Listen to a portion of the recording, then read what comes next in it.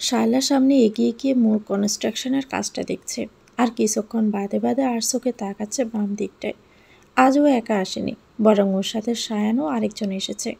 পরিচয় পূর্বে জানতে পারে মেয়েটির নাম তিয়াশা। সায়ানের চোখ মুখ দেখে বোঝাই যাচ্ছে বেশ জোরপূর্বকই এসেছে এখানে। কি অদ্ভুত তাই না? সময়ের সাথে সাথে মানুষের পছন্দ অপছন্দ এমনকি কাছের মানুষও বদলে যায়। যে কিছুদিন আগেও চোখের মনি থাকে সে সময়ের ব্যবধানে গলার কাটা হয়ে দাঁড়ায়। শায়লাকে তিয়াশা খুব একটা পছন্দ করেনি, সেটাও শুরুতেই বুঝতে পারে। কেমন একটা যেন অন্যরকমভাবে তাকাচ্ছিল। কিছু সময়ের জন্য মানুষ তো ভুল করেই ভেবে নিবেই যে শায়লা তার প্রিয় জিনিসটা তার থেকে ছিনিয়ে নিয়েছে। অথচ শায়লা তার সাথে আজ প্রথম সামনাসামনি কথা বলেছে। শায়লা বুঝতে পারল যে তিয়াশা ওর দিকে তাকিয়ে আছে। শায়লা মুচকি হেসে ওকে চোখ মারল। তারপর কিছুটা নরম স্বরে সায়ানকে ডেকে বলল, মিস্টার খান, একটু এদিকটায় আসবেন, আপনাকে কিছু বলার ছিল। সায়ান প্রায় তৎক্ষণাতে শায়লার কাছে চলে এলো, যেন এই মুহূর্তটারই অপেক্ষায় ছিল সে। শায়লা তিয়াশার দিকে এগিয়ে বিজয়ের হাসি দেয়। প্রজেক্টের সুবাদে প্রায় মাসখানেক ধরে সায়ান এবং শায়লা একসাথে কাজ করতে হয়েছে। তাই কখনো কখনো বাহিরে গাড়ি থামিয়ে লাঞ্চ করতে হয়েছে বা মিডিয়ার নজর এড়ায়নি। আর এরপর থেকে শায়লা বিভিন্ন প্রাইভেট নাম্বার থেকে থ্রেড মেসেজ পেত। সবখানে লিখে থাকতো, স্টে ওয়ে ফ্রম হিম। যদিও মাথা ঘামাতো না, কিন্তু এটা যে তিয়াশার কাজ এখনও ঢের বুঝতে পারছে। বেজে ওঠা আতশবাজিকে আরও বাজাতে তা বেশ মজাই লাগে, তাই না? শায়লা সায়ানের দিকে তাকিয়ে বলল, মিস্টার খান, কাজের মাঝে আপনার গার্লফ্রেন্ডকে আনা কি ঠিক হলো? সে এমনভাবে তাকাচ্ছে আমার দিকে যেন আমাকে খেয়েই ফেলবে। সায়ান চোখ মুখ শক্ত করে বলল, she is not my girlfriend. Shaila কিছুটা হেসেই বলল, তাহলে কি এক্স গার্লফ্রেন্ড যে আপনাকে বলতে পারছে না? সায়ান আরও গম্ভীর হয়ে কঠোর গলায় বলল, ও আমার সাথে সম্পর্কিত নয়, বরং আমার মায়ের পরিচিত। মা রিকোয়েস্ট করেছে এখানে নিয়ে আসার জন্য, তাই আর না করতে পারিনি। শায়লা একদৃষ্টিতে তাকিয়ে রইল। চোখে চোখ রেখে মিথ্যে বলাটা একটা আর্ট। সবাই পারে না, তবে সায়ানের মতো বিজনেসম্যানের জন্য অবিশ্বাস্য কিছু নয়। কি সাবলীলভাবে মিথ্যে বলা যায়, তাই না?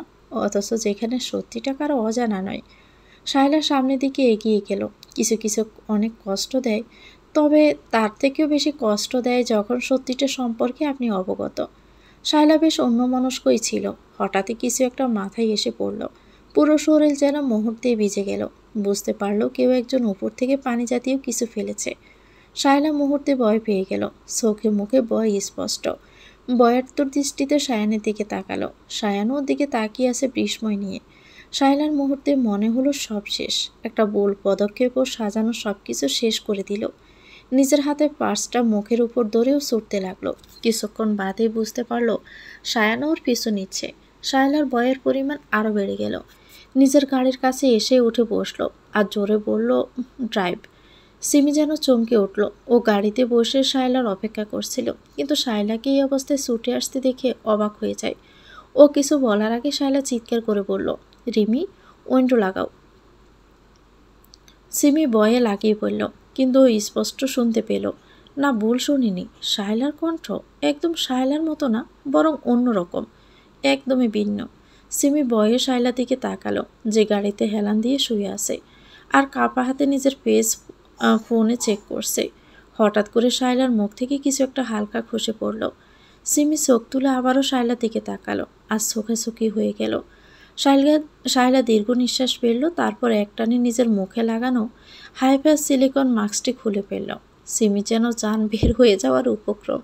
ওর সামনে যে বসে আছে সে শায়লা নয়, একদমই অন্য আর অপরিচিত কেউ। তার নাক, ঠোঁট, চোখ, এমনকি গায়ের রং সব ভিন্ন। আর শায়লা থেকে অনেক ছোট, একদম নতুন কেউ। সিমি ভয়ে এক কোণায় চেপে গেল। ওর হাত পা বেশ কাঁপছে। ও যেন নিজের চোখকে বিশ্বাস করাতে পারছে না। সামনে ড্রাইভারও ভয়ে কাঁপছে আর ব্রেক করবে এমন সময় সেই মেয়েটি কড়া স্বরে বলল, ড্রাইভ। সামনের দিকে তাকিয়ে ড্রাইভ করো। ড্রাইভার যেন রোবটের মতো সামনে ফিরে চালাতে লাগলো। হয়তো ভয়ে পিছনে তাকাতে পারছে না। সিমি খেয়াল করলো ইতিমধ্যে ওই মেয়েটি গাড়িতে থাকা একটি ছোট ব্যাগ থেকে সেই রকম একটি মাস্ক বের করলো। তারপর সেটা নিজের ফেসে অ্যাডজাস্ট করতে লাগলো। উইক লাগানো শেষে যেন পুরো আগের শায়লাই হয়ে গেল, একদমই আগের মতো। সিমি কয়েক দফা ডোক গিলল, তারপর শায়লার দিকে তাকিয়ে রইল। মুখ থেকে একটা শব্দ বের হচ্ছে না। তা দেখে শায়লা মুচকি হাসল। তারপর বলল, আজকে এখানে তোমরা কিছু দেখোনি রিমি? যদি কিছু দেখে থাকো তবে বলার মতো অবস্থায় থাকবে না। শাইলার শান্ত স্বরের ধমকে সিমি যেন দমে গেল। দ্রুত মাথা নেড়ে সম্মতি জানালো, তারপর গাড়ির কিনারে আরেকটু চেপে বসলো। ও কি দেখেছে ও বিশ্বাস করতে পারছে না। ভয়ে কেঁদে দেওয়ার মতো অবস্থা। একটা মানুষ সম্পন্ন আরেকটা মানুষ কি করে হয়? ওর যেন শ্বাস নিতেও ভয় হচ্ছে। শাইলার দিকে আর তাকানো সাহস হলো না ওর, শুধু মাথা নিচু করেই বসে রইল।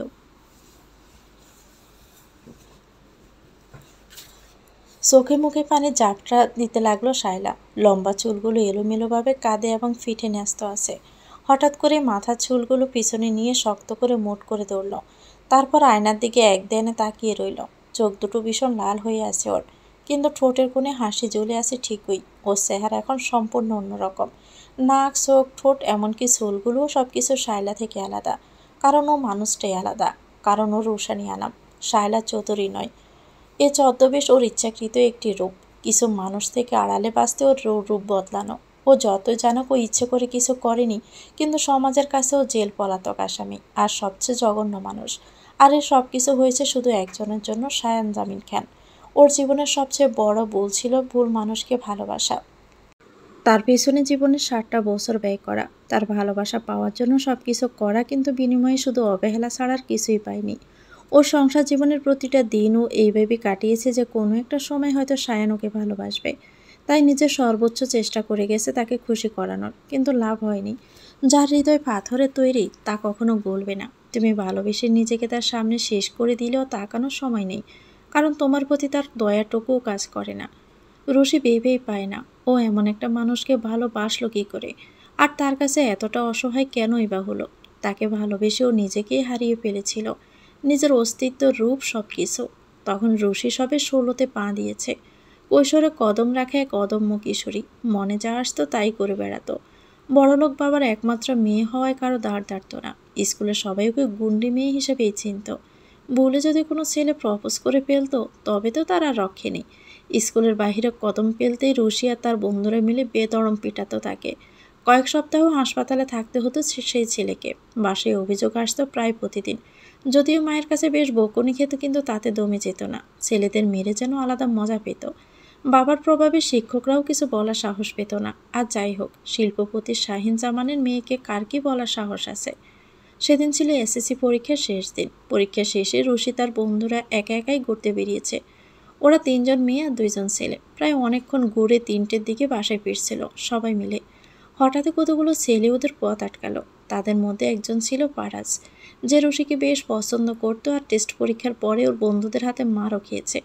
রশি ও তার বন্ধুরা বুঝতে পারলো বাজে কিছু হতে যাচ্ছে, তাই তো ওরা দৌড়াতে লাগলো।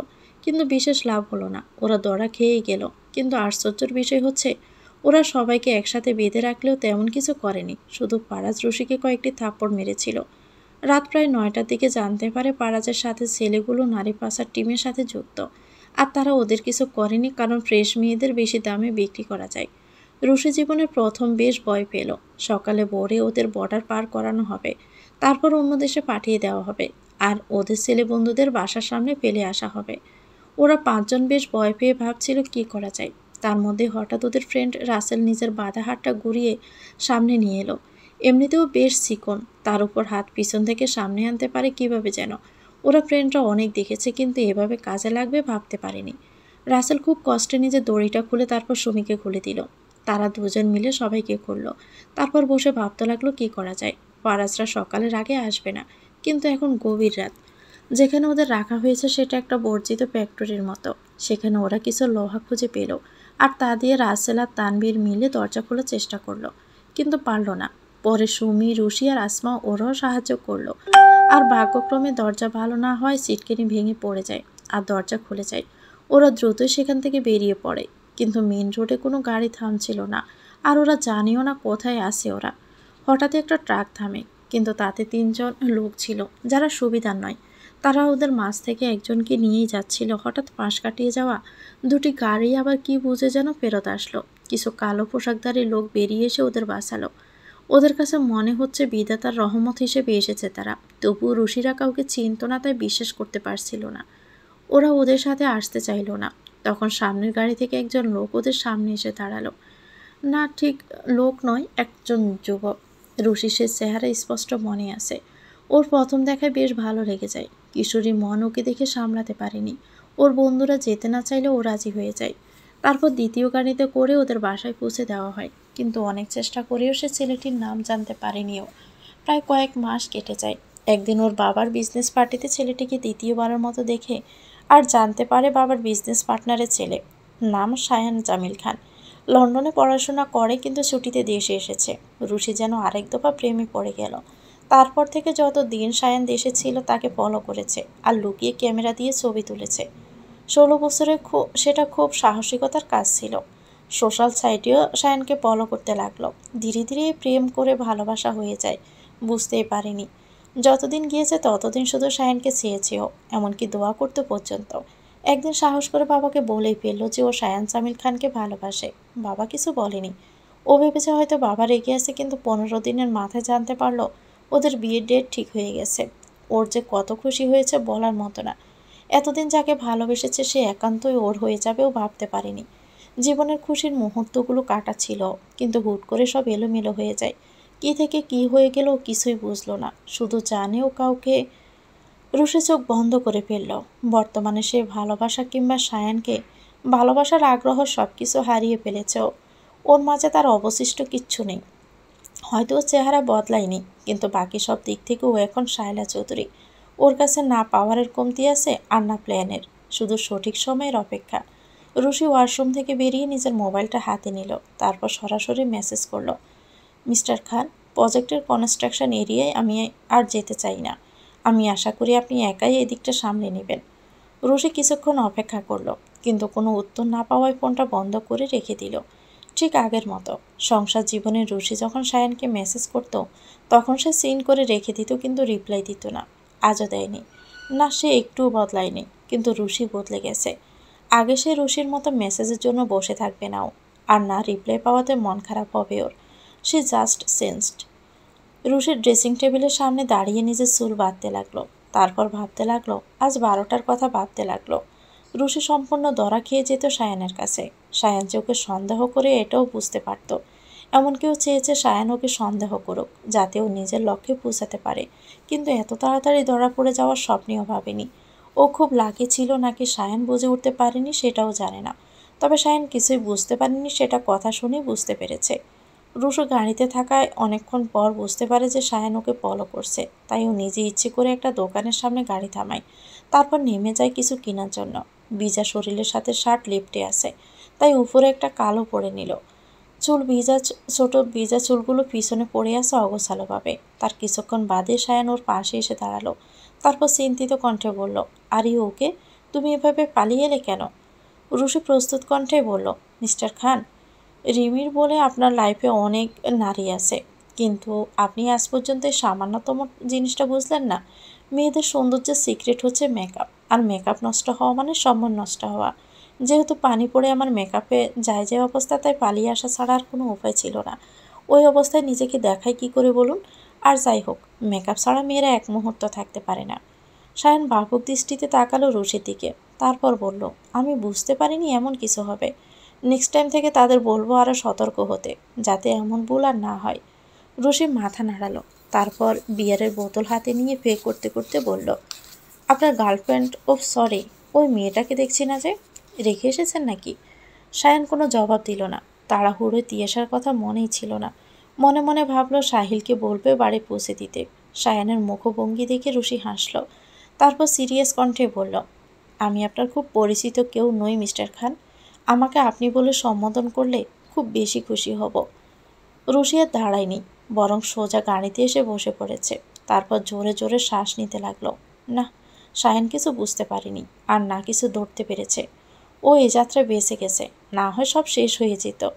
রুশি নিজের ফোন বের করে কোথাও একটা ফোন করলো।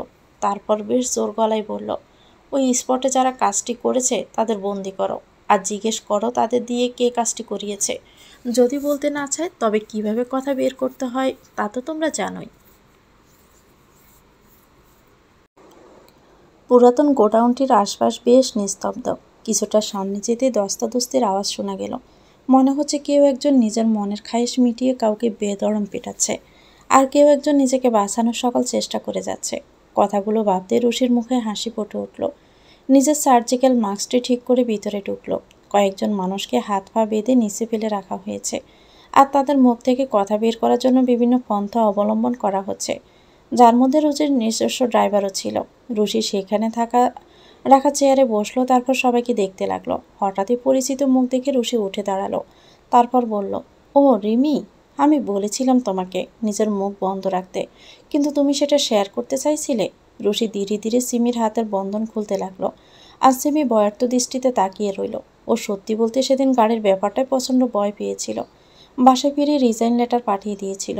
সেদিন রাত প্রায় 10:30টার দিকে ওর কাছে একটি ফোন কল আসে, আর তারা বলে যদি শায়লা চৌধুরী সম্পর্কে ইনফরমেশন দেয় তাহলে ওকে প্রোটেক্ট করবে তারা। সিমি এতটাই ভয় পেয়ে যায় যে ওদের সাথে দেখা করতে রাজি হয়ে যায়, কিন্তু যাওয়ার পূর্বেই এখানে ওকে ধরে নিয়ে আসা হয়। ওর প্রচণ্ড রিগ্রেট হচ্ছে এই মুহূর্তে কেন ও সেই দিনের কথা বলতে রাজি হলো। রুশি ওর ভয়ার্ত চেহারা দেখে বেশ মজা পেল। তারপর ক্ষীণ কণ্ঠে বলল, তুমি ভয় পাচ্ছ কেন? কিছু করবো না তো আমি তোমাকে।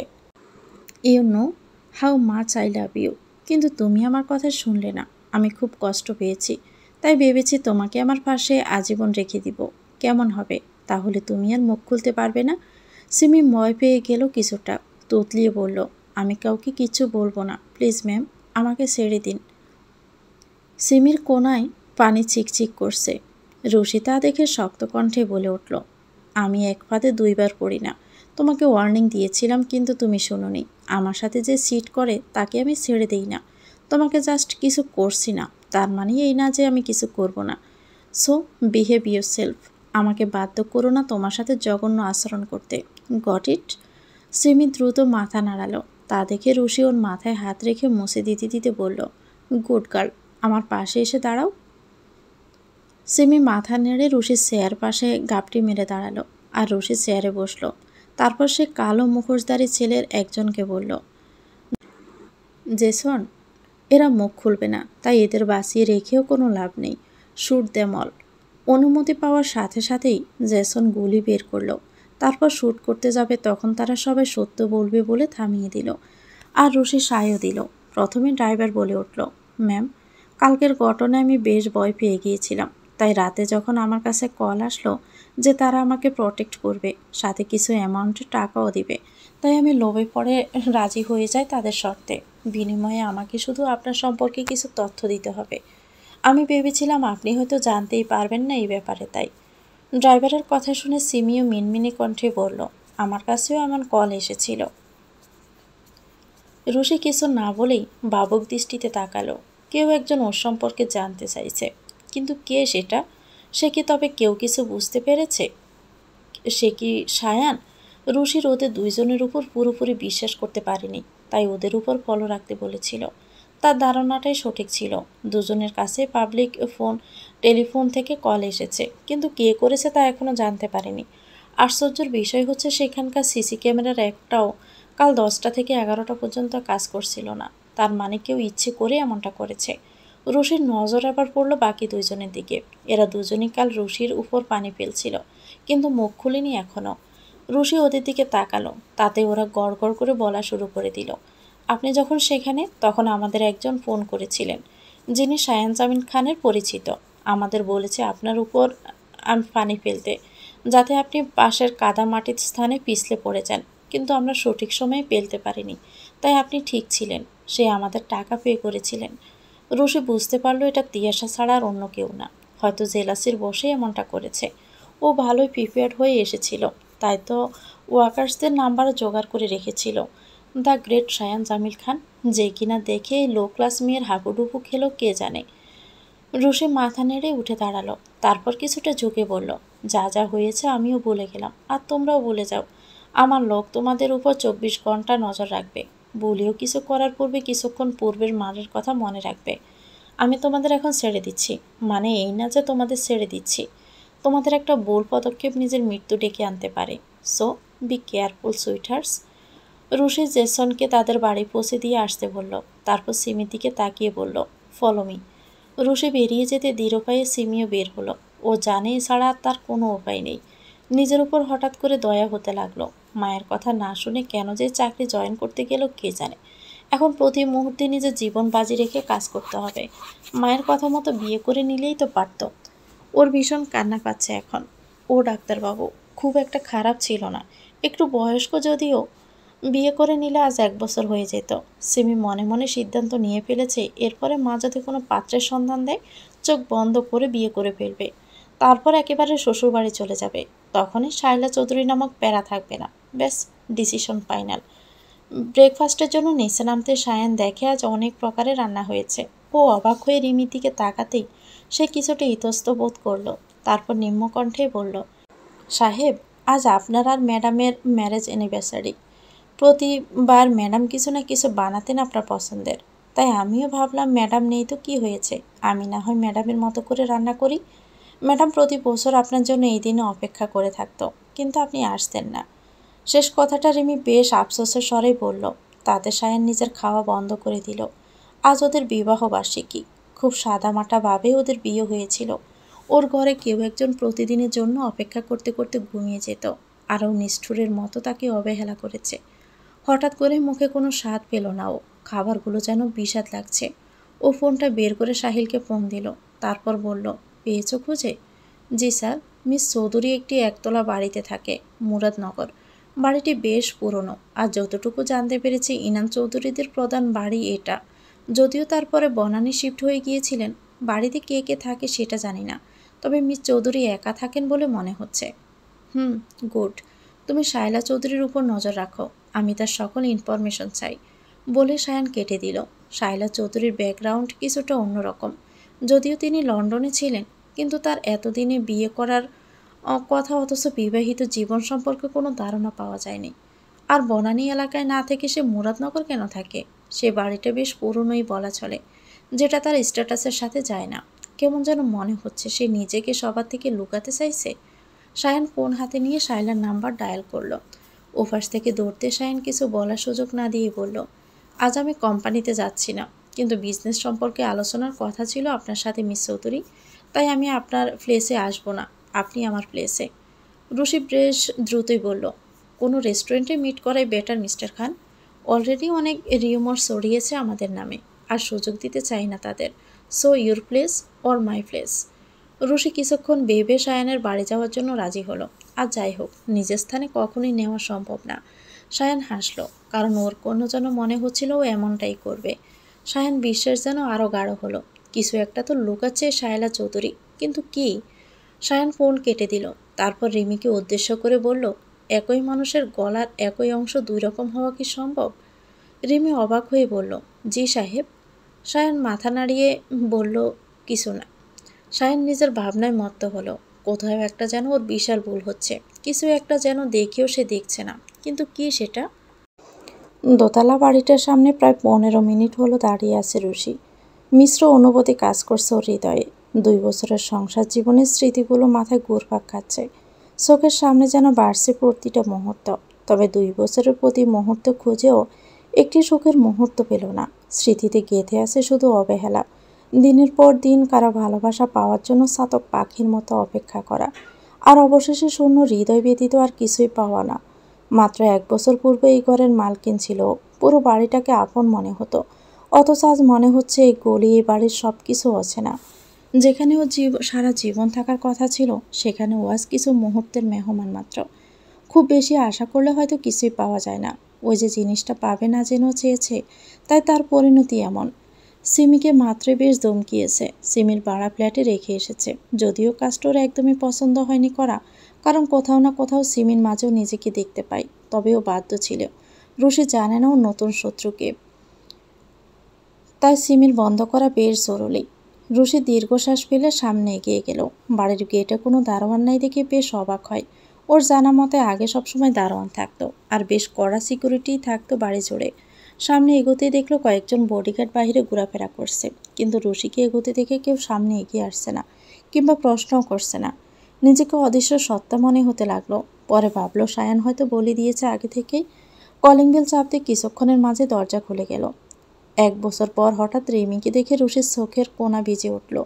কত সুখ দুঃখের গল্প করেছে তারা একসাথে, অথচ আজ সামনে থেকেও রিমিকে জড়িয়ে ধরতে পারছে না ও। কারণ ও তো রুশি নয়, শায়লা চৌধুরী। নিজেকে সামলে রিমির দিকে মুচকি হাসলো। বিনিময়ে রিমিও মুচকি হাসলো। তারপর বলল, আপনি বসেন আপা, আমি সাহেবকে বলছি গিয়ে যে আপনি আইছেন। রুশি মাথা নাড়ল, তারপর সোফায় বসলো। আশেপাশে চোখ বুলাতে থাকলো। না, তেমন কিছু বদলায়নি, সব কিছু আগের মতোই আছে, সাজানো গোছানো। হঠাৎই কিছু একটা লক্ষ্য করলো। সিঁড়ির পাশটায় উঠতে সায়ানের অনেকগুলো ছবি ঝুলানো ছিল। সেখানে ওর কয়েকটা ছবি দেখে অবাক হলো। যতটুকু মনে পড়ে ছবিগুলো ওর মোবাইলে ছিল, কিন্তু এখানে আসলো কি করে? রুশির ভাবনার মাঝে রিমি এসে বলল, আপা, সাহেব কইছে আপনারে তার অফিস রুমে যাইতে। রুশি বুঝতে পারল সায়ানের স্টাডি রুমের কথা বলছে। এ বাড়িতে দোতলা শেষ রুমটা সায়ানের স্টাডি রুম বা ছোটোখাটো লাইব্রেরিও বলা চলে। সেখানে হরেক রকমের বই আছে, আবার বসার জন্য টেবিল চেয়ারও আছে। তবে সায়ানকে সেই রুমে খুব একটা ঢুকতে দেখেনি। রুশি মাথা নাড়ল, তারপর কিছু উৎসুক কণ্ঠে প্রশ্ন করল, ছবির ওই মেয়েটাকে? রিমি যেন প্রস্তুত গলায় জবাব দিল, আমগো ম্যাডাম, সাহেবের বউ। 3 বছর হয়েছে তাগো বিয়ে হয়েছে, বহুত সুখের সংসার আছিল। আজ তাকে বিবাহ বার্ষিকী, তাই সাহেব কামে যায় নাই, ঘরে থাকেই পালন করবে এর জন্যই। সুখের সংসার? পাগলে শুনলেও হয়তো হাসবে। আর আজকে বিবাহ বার্ষিকী ছিল সেটাও ভুলিনি। তবে সায়ানেরও মনে আছে, বিষয়টা ভেবে অবাক না হয়ে পারল না। আর যাই হোক, সায়ানের জীবনও বেশ তুচ্ছ আর ওর সাথে জড়িয়ে সব কিছু। তাই এত তুচ্ছ জিনিস মনে সায়ান জামিল খানের ঠিক যায় না। 2 বছর পূর্ব তো সব শেষই হয়ে গিয়েছে। সায়ান নিজে ওকে ডিভোর্স পেপার পাঠিয়েছিল, আর ও নিজে সেটাতে সাইন করেছে। সেই অনুযায়ী সায়ানের স্ত্রী হিসেবে ওর পরিচয়টা আর নেই তাহলে। রুশি কিছু একটা ভেবে উপরে গেল। ভালো করে দেখলো রিমি আসছে কিনা। যখন দেখলো যে ও রান্না করে, তখন দ্রুত মেন বেডরুমের দরজার কাছে গেল। পাশের রুমে দরজা খোলা দেখে অবাক হলো। এই রুমটায় বিয়ের পর ও প্রথম প্রথম থাকতো, কিন্তু এরপরেও শাশুড়ির কারণে আর থাকা হয়নি। কে থাকে ওই রুমটায় এখন? রুশি সেদিকে এতটা মনোযোগ না দিয়ে মেন বেডরুমের দরজা খুলে ফেলল। খুলে বুঝতে পারলো রুমটাতে কারো তেমন আনাগোনা নেই। ব্যবসা গন্ধে নাক বন্ধ হয়ে আসার উপক্রম। জানালাগুলোও সব বন্ধ। রুশি হালকা কেশে অভ্যাসগতভাবে লাইট জ্বালালো। আর সব কিছুই আগের মতো দেখতে পায়। সে পুরনো চাদর সব কিছু যেন 1 বছর কেউ এই রুমটাতে আসেনি। কিন্তু সেদিকে মাথা না কামিয়ে দ্রুত আলমারির কাছে গেল। তারপর ওর যে পাসটা ছিল সেটা খুলে ফেলল। ধীরে ধীরে ড্রয়ার খুলতেও অবাক হয়ে যায়। ও কি খুশি হবে নাকি কষ্ট পাবে বুঝতে পারে না। সায়ান ডিভোর্স পেপার সাবমিট করেনি। সবচেয়ে বড় কথা হচ্ছে ও হয়তো এখন ড্রয়ারটা খোলেইনি, আর ডিভোর্স পেপারও দেখেনি। রুশি ডিভোর্স পেপারটি হাতে নিয়ে তাকিয়ে রইল। পাশে সায়ান জামিল খান দেখে সেদিনের মতো আজও ওর বুকটা কেঁপে উঠল। ও অনেক চেষ্টা করেছে নিজের সংসার টিকানোর, কিন্তু পারেনি। সব কিছু শেষ করে দিয়েছে সায়ান। ওর খুব কষ্ট হয়, ভাবলে যে কতটা নির্দয় মানুষকে পাগলের মতো ভালোবেসেছে। রুশির কানে হঠাৎ করে শব্দ আসতে লাগলো। খুব তাড়াতাড়ি আলমারি বন্ধ করে বুঝতে পারলো ডিভোর্স পেপারটি হাতেই রয়ে গেছে ওর।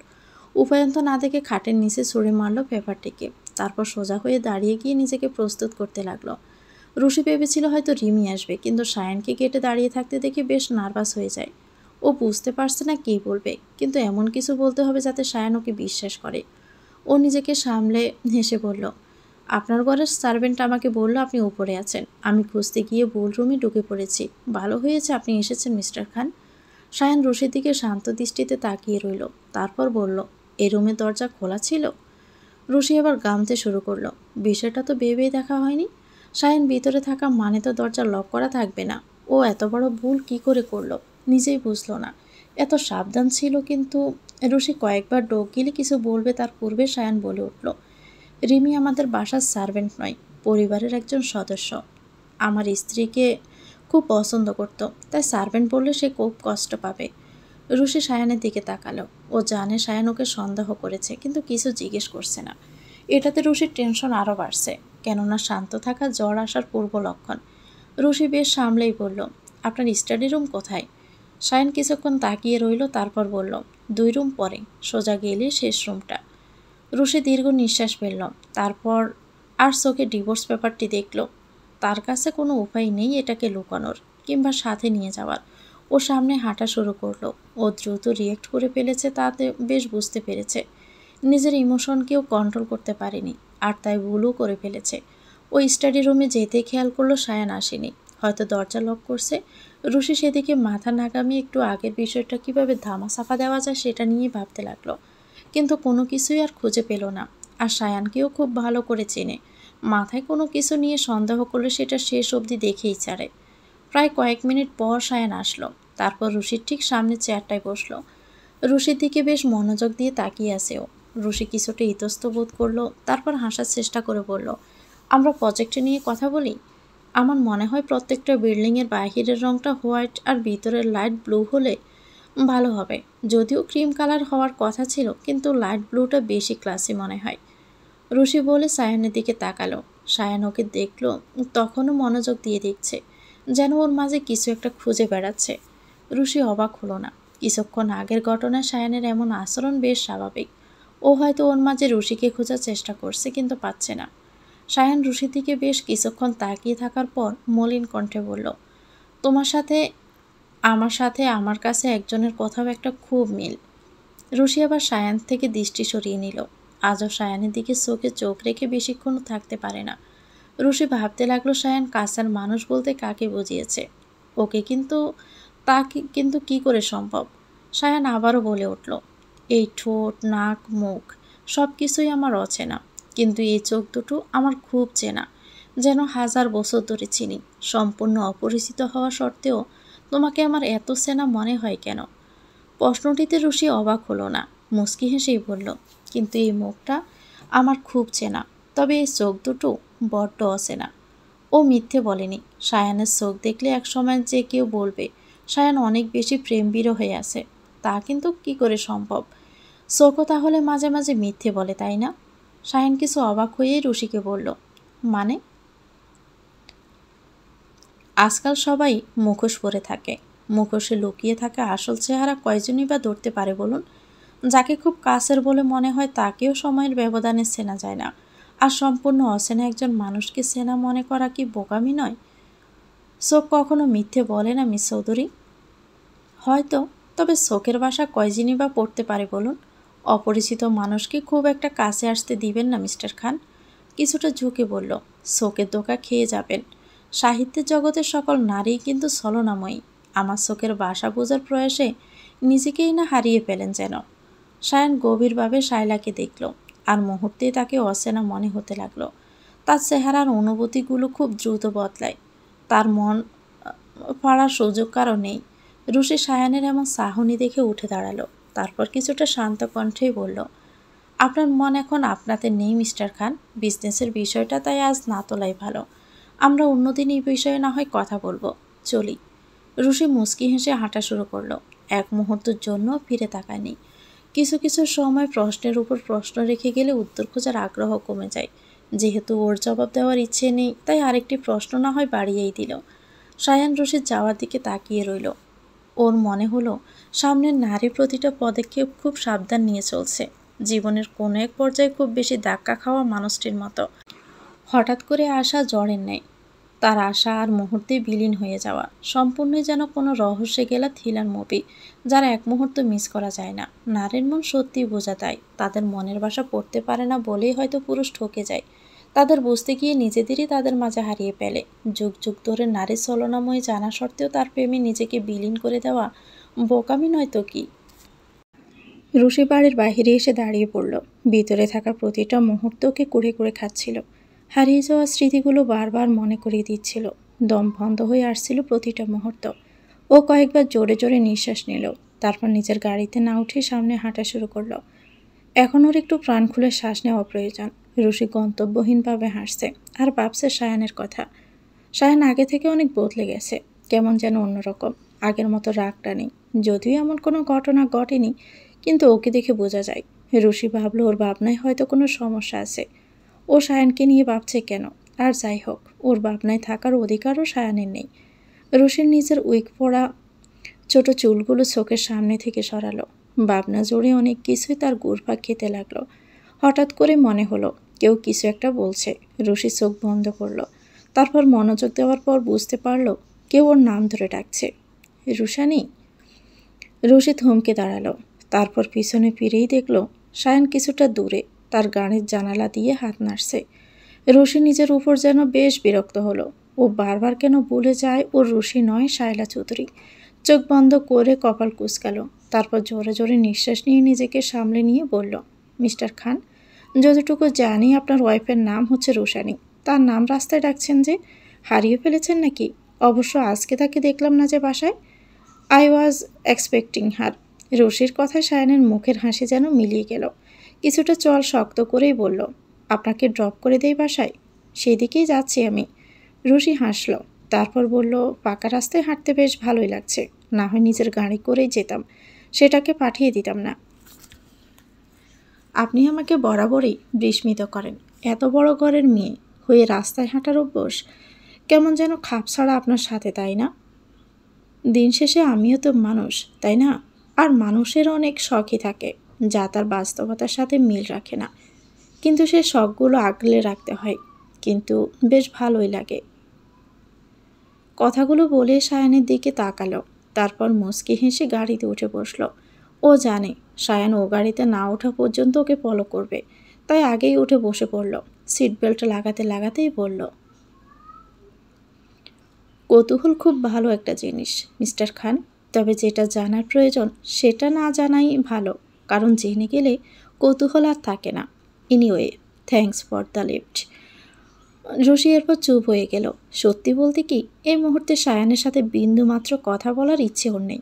ওর হৃদয় তিক্ততায় ভরে আছে, আর একটা শব্দ বের হওয়া মানে ওর হৃদয়ের অনুভূতিগুলোর জানান দেওয়া। রশির নিঃস্তব্ধতায় সায়ান নীরবে গাড়ি চালাতে লাগলো। পরক্ষণে কিছু একটা ভেবেই যেন মিউজিকের সুইচ অন করলো। নিয়মিত যে গানটা শুনে সেটাই বেজে উঠল। ও চোখ বন্ধ করে প্রায় সাথে সাথে চোখ খুলে ফেলল। কিছু একটা ভেবে গানটা বদলায়, প্রত্যেকটা লাইন যেন অনুভব করতে লাগলো।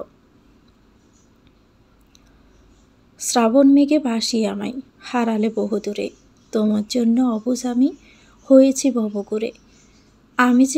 তুমি যে আমার কাছে জীবনের সবচেয়ে দামি। শোনো তুমি, শোনো তুমি, আজও তোমার প্রেমে বিভোর আমি। শোনো তুমি, এ দুচোখ তোমার স্বপ্নভূমি। রুশি মনোযোগ দিয়ে গানটা শুনে নিজের অজান্তেই সায়ানের দিকে তাকালো। সায়ান তেমন একটা বাংলা গান শুনতো না, এটাও শুরু থেকেই জানতো, অথচ আজ মৃদু শব্দে বাংলা গান শুনছে। রুশি তাচ্ছিল্যের হাসি হাসল। মানুষ কতটা বদলায়, তাই না? রুশি আস্তে করে বলল, প্রিয় গান? কিছুটা বলা যায়, কিন্তু কেন?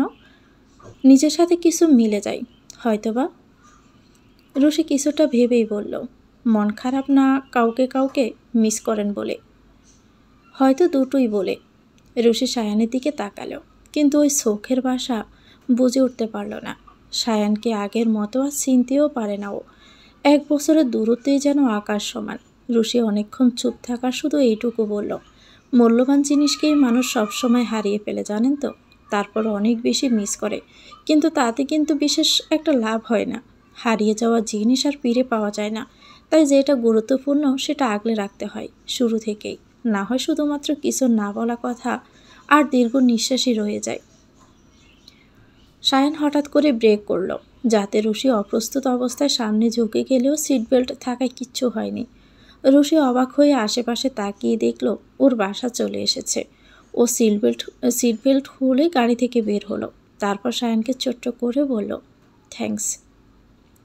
এরপর আর পিছনে না ফিরে তাকিয়েই চলে গেল, আর সায়ান সেদিকে তাকিয়ে রইল। তারপর হঠাৎ করেই নিজের গাড়ি হাই স্পিডে চালাতে শুরু করলো। কিছুক্ষণ পরে বুঝতে পারল ওর চোখ ঝাপসা হয়ে আসছে। গাড়ি হুট করে ব্রেক করলো মাঝ রাস্তায়। এখন শেষ দুপুর, রাস্তায় অনেক বেশি গাড়ির চলাচল নেই। ও নিজ হাতে চোখের জলগুলো মুছে নিল, তারপর নিজের কোটের ভিতর থেকে হালকা হলদে রঙের কাগজ বের করো। সেটার দিকে অনেকক্ষণ চেয়ে থাকতে থাকতে চোখ আবারও ঝাপসা হয়ে আসলো। তারপর কিছু একটা ভেবে কাগজটাকে ছেড়ে টুকরো টুকরো করে ফেলল, তারপরে গাড়ির বাহিরে ফেলে দেয়। এরপর নিজের চুলগুলো মুঠো করে ধরে বসে রইল। মাথায় অনেকগুলো প্রশ্ন তার ঘুরপাক খাচ্ছে, কিন্তু তার একটিরও জবাব খোঁজার কোনো উপায় নেই। ও শায়লা চৌধুরীর পিছনে আসার কারণ ছিল তাকে প্রশ্ন করা, কিন্তু একটি শব্দও বের করা হয়নি ওর মুখ থেকে। বরং পুরোটা সময়ও কিছুই বলতে পারেনি যা বলতে চেয়েছিল। হঠাৎ করে সায়ান নিজের হাত দিয়ে স্টিয়ারিংয়ে খুব জোরে বাড়ি দিল। নোনা জল গড়িয়ে ঠোঁট অবধি এলো। মাথাটা স্টিয়ারিংয়ের উপর সাথে ঠেকিয়ে রাখলো, তারপর বিড়বিড় করেই বলল, আমি হারিয়ে ফেলেছি তোমায়। আমার হেয়ালিপনায় তুমি কষ্ট পেয়ে বহু দূরে তুমি চলে গেছো। আমি জানি আমি খুব খারাপ, হয়তো সবচেয়ে খারাপ, কিন্তু আমি তোমায় ছাড়া থাকতে পারছি না। একটা বার একটু আসবে আমার কাছে? তোমায় মন ভরে অনেক দিন দেখা হয় না, বিশ্বাস করো। আর একটা বার আমার সামনে আসো, আমি তোমাকে আর কোনো দিন হারাতে দিব না। আমার দুহাত দিয়ে তোমাকে আগলে রাখবো। আমাকে বকো, যা মনে চাই বলো, শুধু আমার কাছে ফিরে আসো না প্লিজ। আই প্রমিস আমি ভালো হয়ে যাব। Please come back. সায়ন শব্দগুলো শেষে চুপ করে গেল। না, ও শব্দ তো কেউ শোনেনি। এটাও পর্যন্ত সীমাবদ্ধ ছিল। যাকে শোনাতে চেয়েছে সে শোনেনি, আর না শুনবে। সায়ান জামিল খান, যার কথায় বিজনেস ওয়ার্ডের অনেকেই উঠে বসে, সে আজ অসহায়, বড্ড অসহায়। একজন সামান্য নারীর কাছে বড্ড অসহায়, কারণ সে ওর জীবনে অসামান্য কেউ। শায়লা ঠিকই বলেছে, যা তোমার কাছে গুরুত্বপূর্ণ তার গুরুত্ব শুরু থেকেই দিতে জানতে হয়। পেয়ে হারিয়ে ফেলার যন্ত্রণা বড্ড কষ্টের। হঠাৎ করে সায়ানের মোবাইল বেজে উঠল। নিজেকে সামলে ফোন ধরতে অপর পাশ থেকে শঙ্কিত গলায় কিছু শুনতে পেল। সায়ানের হাত কেঁপে উঠল, কাঁপা গলায় বলল, আমি আসছি। তারপর গাড়ি চালাতে শুরু করলো। হাত দিয়ে নিজের চুলগুলো ব্যাকবাস করল। সব কিছু যেন এলোমেলো ওর জীবনে। কোথাও যেন একটু সুখ খুঁজে পেল না ও। দায়িত্ব, সংসার, অনুভূতি আর অনুশোচনা সব কিছু তাল মিলিয়ে প্রতিটি মুহূর্তে ওর কাটছে। জেমসের বাউল কণ্ঠে যদি বলা যেত, পাবো হয় সুখের দেখা কি, নিঃসঙ্গ এই আমি একাই, তবে হয়তো ওর বর্তমান অনুভূতিগুলো বর্ণনাতীত হতো।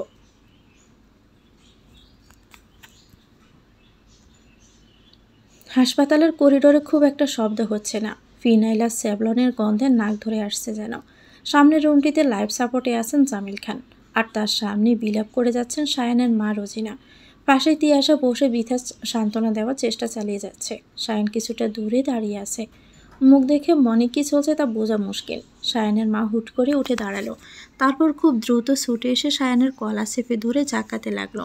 তারপর বলল, ওই মেয়ের জন্য আজ তোর বাবার এই অবস্থা, অথচ ওই মেয়েকে তুই কিছুই করিসনি। তুই জানতি ওই মেয়ে দেশ ছাড়বে, কিন্তু তুই কিছুই করিসনি। আর না পুলিশকে কিছু করতে দিয়েছিস। তোর বাবা প্রতিটা মুহূর্তে মৃত্যুর প্রহর গুনছে, আর তুই তার এই অবস্থা যে করেছে তাকে মুক্তভাবে ঘুরে বেড়াতে দিচ্ছিস। তুই কি করে সহ্য করছিস সায়ান? সায়ান চোল শক্ত করে ফেলল, তারপর হাত মুঠো করে ধরল। দাঁতে দাঁত চেপে নিজের রাগ কন্ট্রোল করার চেষ্টা করছে। সায়ানের এত কিছুর পরও ক্ষান্ত হয়নি। তিনি বেশ চড়া গলায় বলল, তুই ওই মেয়েটার কথা এখনও ভাবছিস? ওর কথা ভেবে দ্বিতীয় বিয়ে পর্যন্ত করিসনি, অথচ তিয়াশাকে দেখ, কোনো কমপ্লেন ছাড়াই তোর সাথে আছে। এমনকি নিজের মুখ ফুটে বিয়ের কথা পর্যন্ত বলেনি তোকে। ওর থেকে ভালো মেয়ে তুই কোথায় পাবি বল? ওই মেয়ে তিয়াশার নখের যোগ্য না, আর তুই কিনা ঘরের লক্ষ্যে পায়ে ঠেলছিস কাকতাড়ুয়ার জন্য। ওই মেয়ে কি তাবিজ করেছে রে? হ্যাঁ, আজকাল নিজের মায়ের কথাও তো সহ্য হয় না। ওই মেয়েটা একটা খুনি, সেটা কি তোর মাথায় ঢুকছে না সায়ান? সায়ান সকল ধৈর্যের সীমা যেন পার হয়ে গেল। কিছুটা ঝাড়া দিয়ে নিজেকে ছাড়িয়ে নিল সায়ান।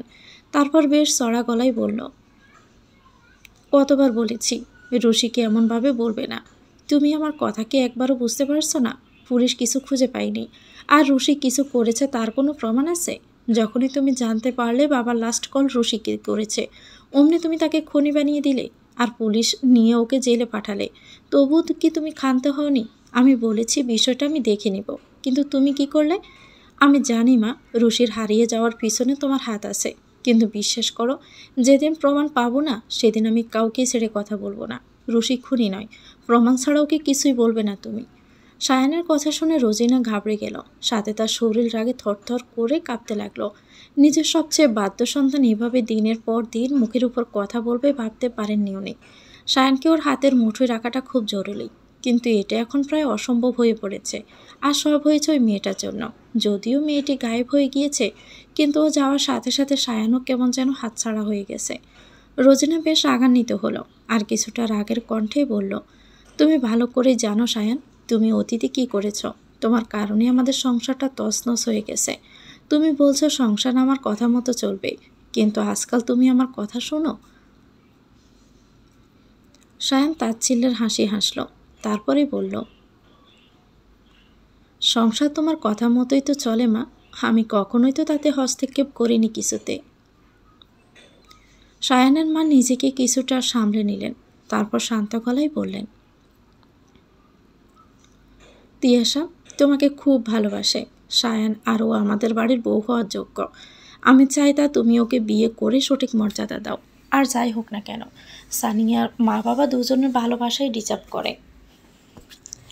সায়ান সোয়াল শক্ত করেই বলল, এই বিষয়টা নিয়ে আমি বহুবার কথা বলেছি, আর আমার জবাব তোমাদের অলরেডি জানাও আছে। আমি বাবাকে দেখতে এসেছি এখন, আর এই ব্যাপারে কোনো আলোচনা আমি করতে চাই না এখানে। সায়ানের মা যেন হুট করে রেগে গেল। তারপর সায়ানকে বলল, তুমি তিয়াশাকে বিয়ে করে তাও 1 সপ্তাহের মধ্যে, অ্যান্ড দ্যাটস ফাইনাল।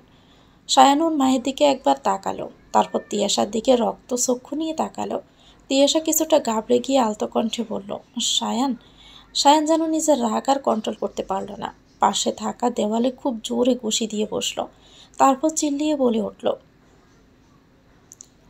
ছোটবেলা থেকেই তোমরা শুধু আমার লাইফ কন্ট্রোল করেই গেছ।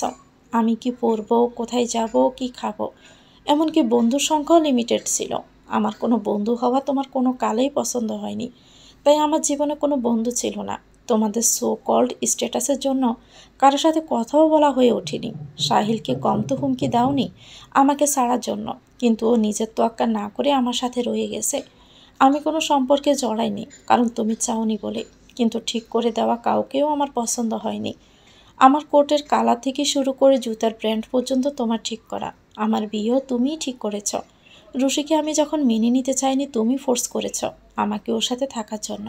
ওকে মেনে নিতে বাধ্য করেছ, আর আজ তাকে ছাড়তে বলছ, কারণ সে এখন আর তোমার পছন্দ নয় বলে। আমার পছন্দের দাম কোথায় দিলে তাহলে? যখন বলবে বিয়ে করো, তখন আমাকে বিয়ে করতে হবে, আর যখন বলবে ছাড়ো, তখন ছেড়ে দিতে হবে আমাকে, কারণ তাকে এখন আর তোমার পছন্দ নয়। তাই আবার বলবে আরেকজনকে বিয়ে করো, তখন আবার তাকেও বিয়ে করতে হবে। কেন মা? আমার নিজের ইচ্ছের কি কোনো মূল্য নেই? আমাকে মানুষ বলে মনে হয় না তোমাদের, নাকি তোমাদের হাতে তৈরি কোনো পুতুল মনে হয়? সায়ান একটানে কথাগুলো বলে জোরে একটা শ্বাস নিল।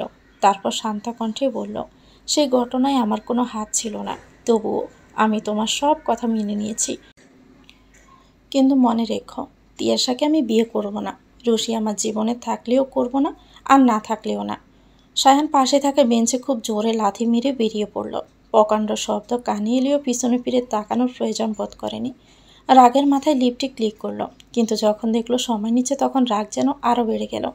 লিফটের দরজায় কয়েকটা লাথি মেরে হাঁটা শুরু করলো।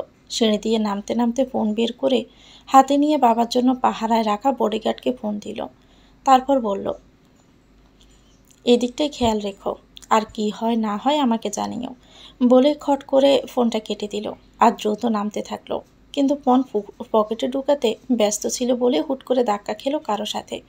ঘটনা এত দ্রুত ঘটে যে সায়ান নিজেকে সামলেই মেয়েটির হাত চেপে ধরে আর রেলিংয়ে দৌড়ে নিজের ব্যালেন্স ঠিক রাখে। মেয়েটির কোলে থাকা বাচ্চাটি কান্না করে ওঠে। তাতে সায়ান বাচ্চাটির দিকে তাকায়। কি সুন্দর ফুটফুটে একটা বাচ্চা। সায়ান একবার মায়ের দিকে তাকায়। মেয়েটি মাস্ক পরে আছে, আর চুলগুলো প্রায় সামনে পড়া, তবে চোখ দুটো বেশ পরিচিত মনে হলো।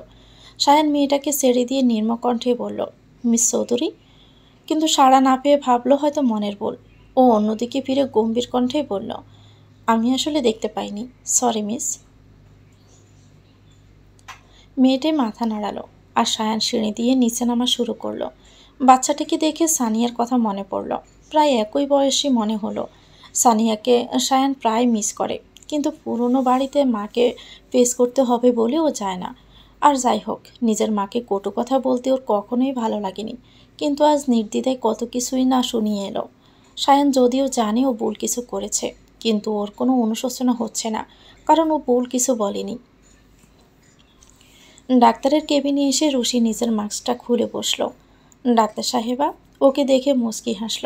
তারপরে বলল, অনেক দিন পর দেখা তোমার সাথে। সেই যে প্রেগনেন্সি টেস্ট করানোর সময় আমার সাথে কয়েক মিনিট দেখা করে গিয়েছিলে, আর তো আসোইনি। আর এখন একেবারে বেবি নিয়ে এসেছ। তুমি এখানে আসার আগে যদিও ইনান আমাকে সব কিছু বলেছে। যাই হোক, নাম কি রেখেছ বাবুর? রুহানজা চৌধুরী।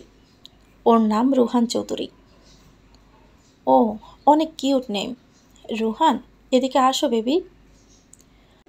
ডাক্তার রুহানের দিকে তাকিয়ে হাত বাড়ালো, কিন্তু রুহান বেশ একটা নজর দিল না, যেন দেখেইনি।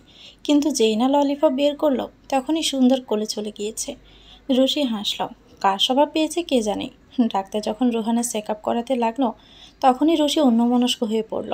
বাসায় গিয়েই দেখতে পেল রুহান ঠান্ডা লাগিয়ে বসে আছে। গোসলের সময় আজ কদিন নাকি বেশ দুষ্টুমি করে। রুশি একটুও দেরি করতে চায় না, তাই তো ফ্রেশ হয়ে আগে কিছু খেয়ে নিল। তারপর ডাক্তারের কাছে এলো। উনি ওদের ফ্যামিলি ডক্টরের মতো আর বিশ্বাসযোগ্য, তাই ওনার কাছে এলেন। কিন্তু পথের মধ্যে সায়ানকে দেখতে পাবেও ভাবতেও পারেনি। সায়ান ওকে চিনতে গিয়েও চিনতে পারেনি, হয়তোবা সেভাবে খেয়ালই করেনি। আর এই একটা কারণে সায়ানকে একসময় ওর বেশ ভালো লাগতো, যে সে মেয়েদের নোটিস করে না।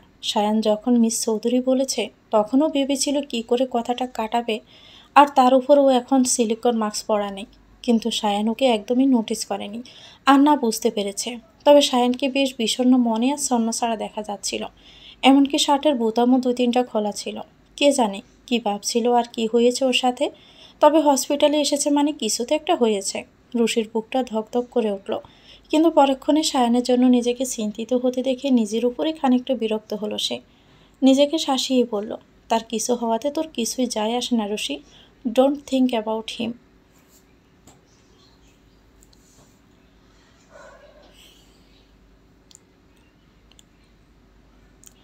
ছোট্ট রোহান গুটি গুটি পায়ে উঠে দাঁড়ানোর চেষ্টা করছে, কিন্তু পায়ে তেমন একটা বল না পেয়ে আবার দপাস করে বসে পড়েছে। কিছুক্ষণ হালকা কেঁদে উঠে আবারও উঠে দাঁড়ানোর চেষ্টায় লিপ্ত হয় সে, কিন্তু বারবার যেন বৃথা চেষ্টাই করে যাচ্ছে। দূর থেকে রুশি বিষয়টা লক্ষ্য করছে, কোথাও না কোথাও নিজেকে রোহানের সাথে মিলাতে পারছে ও। কোনো একটা সময়ও কেউ একজনকে আগলে রাখতে চেয়েছিল ওর মনে, কিন্তু আজ যাই হোক, কখনো কাউকে বাধা সম্ভব নয় যখন সে তোমার কাছে বাধা করতে চায় না। ও তাই হাল ছেড়ে দিয়েছে অনেক আগেই। বহুকাল পূর্বে ওর হৃদয়ে জমে থাকা অনুভূতিগুলো ফিকে হয়ে গেছে। আজকাল নিজেকে নিজেই চিনতে পারে না, কেমন যেন প্রতিশোধ প্রবণ হয়ে পড়েছে ও। নিজের হাতে থাকা বইটি ফেলে রুহানের কাছে গেল, তারপর ওকে গভীরভাবে দেখতে লাগলো। ওর জীবনে বেঁচে থাকার একমাত্র কারণ হলো রুহান। ছোট এই প্রাণটি ওকে প্রতিদিন নতুন করে বাঁচতে স্বপ্ন দেখায়। রুশি রুহানকে কোলে তুলে নিল, তারপর কপালে আলতো করে চুমু খেয়ে বলল, জীবনে যাই হোক না কেন রুহান একটা কথা সবসময় মনে রাখবি, মমি অলওয়েজ লাভস ইউ। বিনিময়ে রুহান ওর গলা জড়িয়ে ধরে কাঁধে মাথা রাখল, শরীরটাকে রুশির শরীরের সাথে মিশিয়ে রেখেছে। কিছু বুঝলে কিনা কে জানে, তবে রুশি রুহানের সাথে কথা বললেও এমন করে। রুশি মুচকি হেসে মাথায় হাত বুলিয়ে দিতে লাগলো, তারপর রুহানকে সাবধানে ওয়াশরুমে নিয়ে গোসল করাতে শুরু করলো। রুহান রুশির বেশ বাধ্যগত সন্তান, কখনো রুশি ধমক দিয়েছে কিনা রুহানকে মনে পড়ে না। রুশিকে দেখলেও বেশ শান্ত থাকে, অথচ খালার কাছে প্রতিনিয়ত শুনে রুহান নাকি এটা ভেঙে ফেলেছে, এই দুষ্টুমি করেছে। অথচ ওর কাছে এখনও শান্ত বাচ্চার মতো গোসল করছে। রুশি রুহানের শরীর মুছে ওকে জামা কাপড় পরিয়ে দিল, তারপর রুহানকে কোলে করে এনে রান্নাঘরে এসে সুজির ট্রে হাতে নিল। তারপরে ধীরে ধীরে খাওয়াতে লাগলো। আজ বাড়িটা বেশ ফাঁকা ফাঁকা লাগছে। মিনু খালা নেই বলে না হয় এতক্ষণে তার কণ্ঠস্বরে পুরো বাড়ি মেতে থাকতো। আজ 2 দিন হলো মিনু খালা চট্টগ্রাম ফিরে গিয়েছে। দিন দেড়েকের মাঝে ফিরে আসার কথা। যদিও প্রায় 1 বছর ধরে সুখে দুঃখে সে রুশির সাথেই ছিল, কিন্তু কথায় আছে না, মানুষ শিকড়ের মায়া বলতে পারে না। নিজের ভিটে বাটি যেখানে তার শৈশব কৈশোর সব কিছুই কেটেছে, সেইখানে কিছুটা সময় কাটাতে চেয়েছেন উনি। রুশিও না করেনি, কোম্পানি ম্যানেজারের হাতে দিয়ে কয়েকদিনের ছুটি নিয়েছে। এমনিতে রুহানকেও খুব একটা সময় দিতে পারে না, তাই একদিকে ভালোই হয়েছে ওর জন্য। দুজন একসাথে বেশ ভালোই সময় কাটাচ্ছে এই 2 দিন। খাওয়ানো শেষ হলে রুশি রুহানকে ঘুম পাড়াতে লাগলো। একটানা রুহানকে কোলে নিয়ে রাখায় একটু ক্লান্ত লাগছে, তাই ওকে নিয়ে সোফায় বসলো একটু। চোখটা একটু লেগেই এসেছে, এমন সময় দরজায় খুব জোরে জোরে আওয়াজ হতে লাগলো। সিমি নিজের রুম থেকে দৌড়ে আসলো, তারপর ভয় পেয়ে বলল, ম্যাম, কি হয়েছে? কিসের আওয়াজ শোনা গেল? সিমি সেই দিনের পর থেকে রুশির সাথেই থাকে, তবে এখানে থাকার পরও বুঝতে পেরেছে রুশি একদমই বাজে নয়, বরং খুব ভালো মনের মানুষ। আর অফিসে থাকা শায়লা চৌধুরী আর বাড়ির রুশানি আনামের মাঝে বেশ পার্থক্য। ও এটাও বুঝতে পেরেছে পড়েছে লুকানোটা রুশির বাধ্যতা, তাই এমন করছে। আর সেটা যে খান গ্রুপের সাথে সংযুক্ত তাও বেশ বুঝতে পেরেছে। তবে রুশিকে আজকাল ওর বেশ ভালোই লাগে, কেমন যেন মায়া হয় দেখলেই তার প্রতি। সিমিকে দেখে রুশি ক্লান্ত কণ্ঠে বলল, দেখো তো দরজার ওপাশে কে, সে কখন থেকে দরজায় নক করছে। সিমি মাথা নাড়ল, তারপর দ্রুত গিয়ে গেট খুলে দিল, আর সাথে সাথে একজন নারী ওকে ধাক্কা দিয়ে ভিতরে ঢুকলো। সিমি পড়ে যেতে নিলেও নিজেকে সামলে নিল। সে নারী কিছুটা সড়া গলায় বলল, শায়লা চৌধুরী, তোমাকে সাবধান করছি আমি। সায়ান শুধু আমার। সেদিনের ওয়ার্নিংয়ের পরও সাহস হয় কী করে সায়ানের সাথে সম্পর্ক রাখার? আমাকে আরও বেশি কিছু করতে বাধ্য করো না। কণ্ঠটা এত জোরেই ছিল যে রশিদ চমকে সেই নারীর দিকে তাকালো আর প্রস্তুত হয়ে পড়ল। কয়েকবার ডোক গেল, আর সেই নারীও যেন ভূত দেখার মতোই চমকে উঠল। রুশির অপ্রস্তুত অবস্থা দেখে সিমি চিল্লিয়ে বলল, কে আপনি? আর এভাবে ঘরে ঢোকা কোন ধরনের সভ্যতা আপনার? বেরিয়ে যান বলছি। সিমি কথাগুলো বলতেই সে নারী ওর দিকে তাকিয়ে তারপর আবার রশির দিকে তাকালো। কয়েক কদম পিছিয়ে গিয়ে বলল, রুশি, তুমি ফিরে এসেছ? এটা কি করে সম্ভব? আরে ছেলে, তুমি তাহলে এখানে লুকিয়ে আছো? তাহলে শায়লা চৌধুরী কোথায়? আর তার সাথে তোমার কি সম্পর্ক? তুমি ইচ্ছে করে শায়লা সায়ানের কাছে পাঠিয়েছো, তাই না? তুমি এখানে আসো তা পুলিশ জানে? আমি এক্ষুনি পুলিশকে খবর দিচ্ছি। বলে খুব দ্রুত সে বাড়ির বাইরে যাওয়া শুরু করলো। পিছন থেকে রশি বেশ চিল্লিয়ে বলল, তিয়াশা। কিন্তু কোনো লাভ হয়নি। রশি উঠে দাঁড়িয়ে পড়ল। তারপর সিমিকে বলল, তুমি রুহানকে নিয়ে উপরে যাও সিমি। সিমি দ্রুত রুহানকে নিয়ে উপরে যাওয়া শুরু করলো। ওর মনে হচ্ছে ও কিছু একটা জেনে ফেলেছে, যেটা ওর জানা উচিত হয়নি। অন্তত রশির বয়াত চাহনি তো তাই বলে। সিমি যেতেই রশি কাপা হাতে ফোন উঠিয়ে একের পর এক কল দিতে লাগলো। প্রায় অনেকক্ষণ পর কেউ একজন কল ধরল, আর রশি প্রায় কান্নায় ভেঙে পড়ল। ইনান, আমি জেলে যেতে চাই না আবার। তুমি তো জানো আমি অমর নই। Please do something.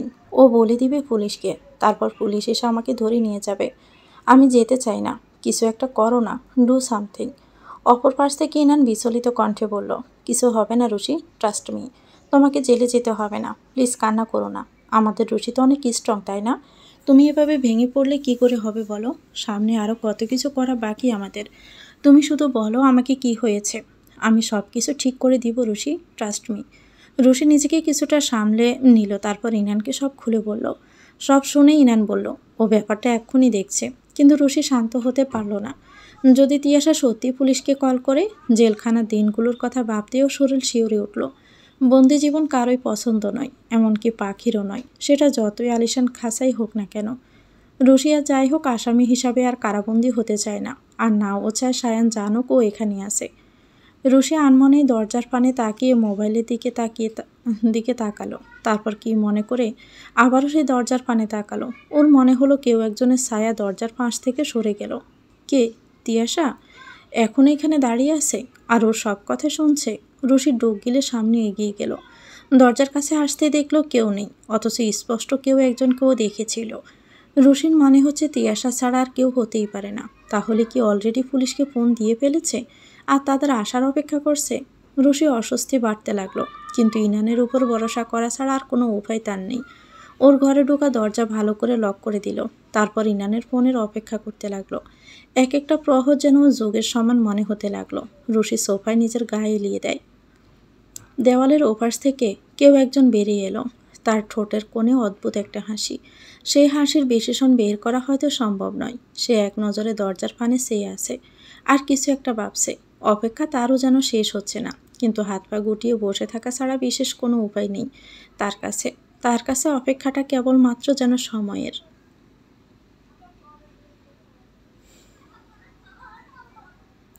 রুশি বেশ গভীর ভাবনায় মত্ত। হাতে থাকা কলমটা বেশ খেলার ছলে ধরে রেখেছে। মৃদু নাড়াচাড়াও করছে। আজ 5 দিন হয়ে গেল তিয়াশা নিখোঁজ। খান ম্যানশনে তা নিয়ে বেশ হট্টগোল দেখা দিয়েছে বলা চলে। নিউজে মিসেস খানের কান্নারত চেহারা দেখে রুশির কিছুটা আফসোস হলো বটে। একটা জলজ্যান্ত মানুষ গায়েব হয়ে যাওয়াতে সবাই বেশ বিস্মিত আর শোকাহত।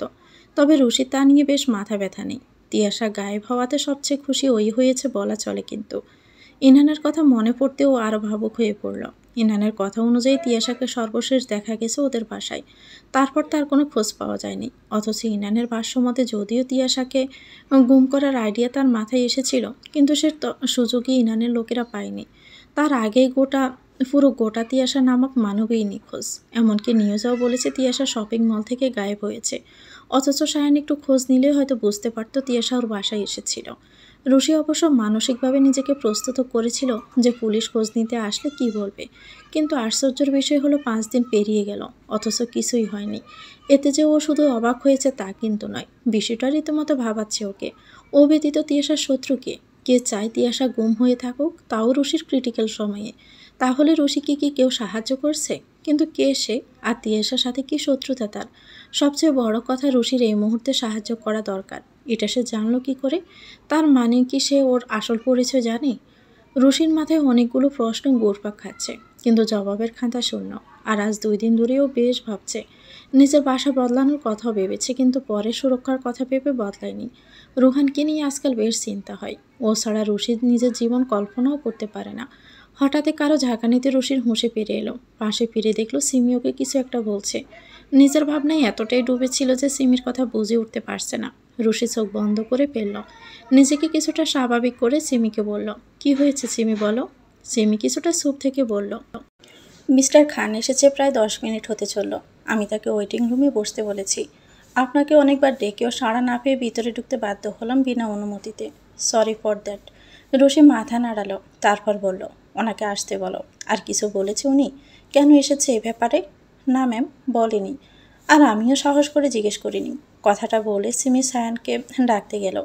আর রশি চোখ বন্ধ করে বসে রইল। রশি বুঝতে পারছে না সায়ান কেন এসেছে ওর কাছে, তাও ব্যক্তিগতভাবে। কনস্ট্রাকশনের কাজ সুন্দরভাবেই চলছে। আজ সকালের আপডেট অনুযায়ী কোনো সমস্যা নেই। তাছাড়া সকল ডিসকাশন অলরেডি হয়ে গেছে। আর বিনা নোটিসে সায়ানের এখানে আসা, ওকে অ্যাটলিস্ট ইনফর্ম করতে পারত। দরজায় নক হওয়ায় রশি চোখ বন্ধ করেই বলল, কামিন। তারপর চোখ খুলে বুঝতে পারল সায়ান ওর দিকেই আসছে। রশি জোরপূর্বক হেসে সায়ানকে বসতে ইশারা করলো। সায়ান বসতে কোনো প্রকার বর্ণিতা ছাড়া বলল, কোনো সমস্যা কি হয়েছে মিস্টার খান? বলুন, আমি কিভাবে সাহায্য করতে পারি? সায়ান চেয়ারে হেলান দিয়ে বসল। তারপর কিছুটা অলস কণ্ঠে বলল, আপাতত 1 কাপ কফি অর্ডার করতে পারেন। রুশি ব্রু কুচকে তাকালো। সায়ানের মুখে এমন অপেশাদারি মন্তব্য আশা করেনি। রুশি গম্ভীর কণ্ঠে বলল, আপনি কি আদৌ কোনো কাজে এসেছেন আমার কাছে? সায়ান আবার হাসলো কিছুটা। তারপর কৌতুক কণ্ঠে বলল, এদিক দিয়েই তো যাচ্ছিলাম। ভাবলাম আপনার সাথে একটু গল্প করে যাই। একা একা বেশ বোর হচ্ছিলাম। রুশি সায়ানের দিকে অবিশ্বাস্য দৃষ্টিতে তাকালো। নিজেকে হালকা চিমটি কেটে বুঝলো না, ও স্বপ্ন দেখছে না। সায়ান এতটা মজার কথা বলতে পারে ও জানাই ছিল না। ও চোখ ছোট ছোট করে বলল, মিস্টার খান, এটা অফিস, গল্প করার জায়গা না। আপনার যদি গল্প করার ইচ্ছে হয়ে থাকে অন্য কাউকে খুঁজে নিন প্লিজ। আই এম অ্যাফ্রেড আমি আপনাকে সময় দিতে পারবো না, কারণ আমি অনেক ব্যস্ত আছি। সায়ান কিছু বলছে না, আবার উঠছেও না দেখে রুশি কিছুটা ধৈর্যহীন হয়ে পড়ল। অশান্ত কণ্ঠেই বলল, আপনার প্রাক্তন নিখোঁজ হয়েছে শুনলাম।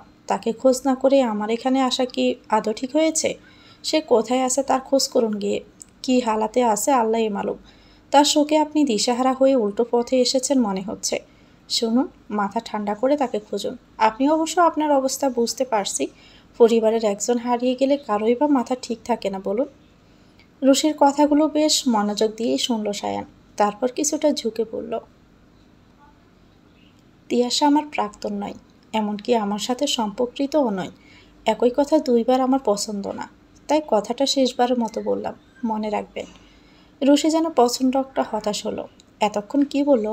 পুরোটা সময় জুড়ে সায়ানের মাথায় শুধু একটা শব্দই ঢুকেছে, আর তা হলো প্রাক্তন। পুরাতন প্রেমিকাকে প্রাক্তন বলে নাকি কি বলে? আর ওর সাথে সম্পর্কিত নয় মানে কি? যে তার বাচ্চার মা, সে কি করে সম্পর্কিত হয় না? যদিও রশি জানে না আদৌ তিয়াশার ছেলে হয়েছে নাকি মেয়ে, কিংবা তার বয়স কত, দেখতে কেমন। শুধু এইটুকু জানে যে এতদিনই তিয়াশার সন্তান রুহানের বয়সের কাছাকাছি হওয়ার কথা। কিন্তু রুশি এই কথাটা সায়ানকে সরাসরি বলতে পারল না, কারণ এই সত্য কেউ জানে না। খান পরিবার বেশ ভালোভাবেই সব কিছু লুকাতে জানে। যেমন রুশি যে এখন সায়ানের সংসারে নেই, এটা কেউ জানে না। সবাই ভাবছে সায়ান রুশি এখনও সংসার করছে। পরিবার ছাড়া বাকি কেউই জানে না এই খবরটা। রুশি টপিক ঘুরাতে বলল, গল্প করতে ইচ্ছে হলে আপনার বউ তো ঘরেই আছে, তার সাথে গিয়ে করুন, সে নিশ্চয়ই বেশ মজা পাবে। সায়ান কিছু একটা নির্মক কণ্ঠে বলল, কিন্তু রুশি বুঝে উঠতে পারেনি। সায়ান ওর দিকে তাকিয়ে দীর্ঘশ্বাস ফেলল।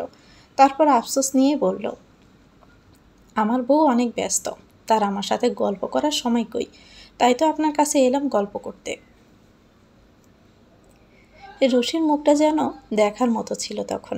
মনে মনে চেঁচিয়ে বলে উঠল, ঘরে বউ ঘরে আছে যে ব্যস্ত থাকবে, সে তো অনেক আগেই হারিয়ে গেছে, এখন প্রাক্তনও হারালো।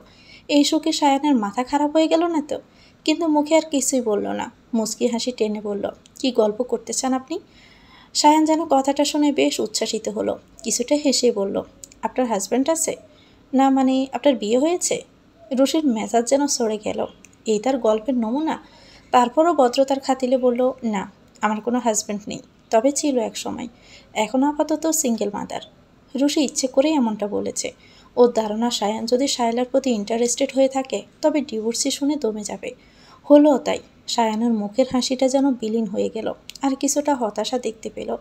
সায়ান নিজেকে সামলিয়ে বলল, আপনার ছেলের সাথে একদিন দেখা করতে পারেন আমাকে।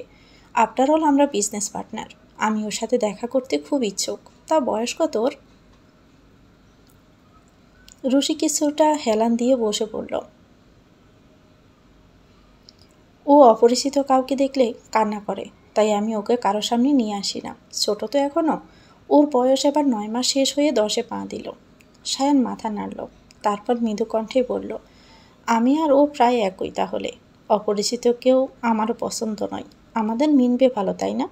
কোনো একদিন আমাদের পরিচয় করালে খুশি হব। চলি তাহলে। কফিটা কিন্তু অর্ডার করলেন না।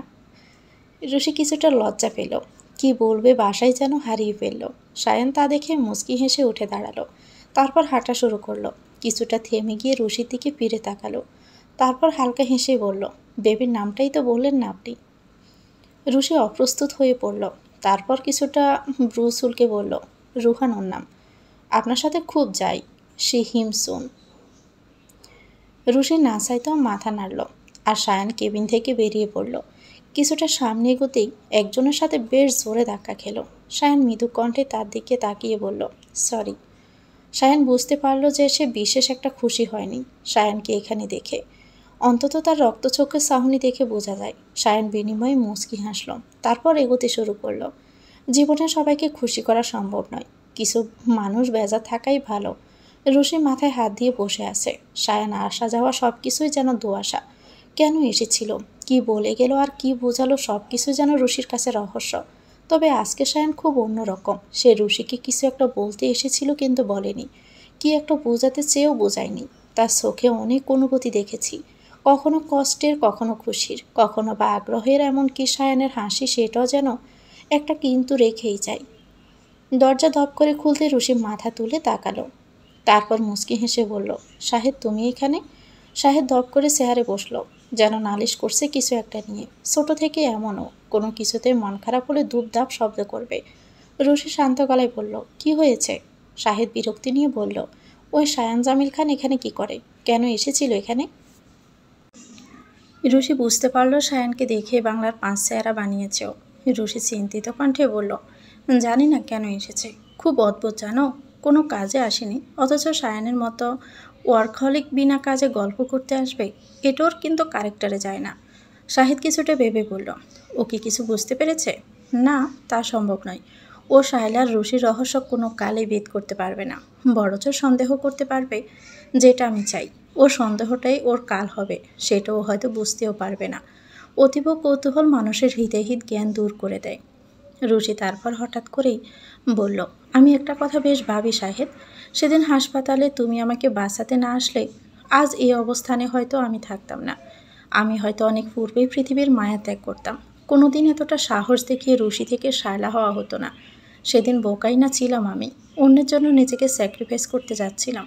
শাহেদ মুখ খুলতে নিয়েও কিছু বলল না, হয়তো বাসা খুঁজে পাইনি।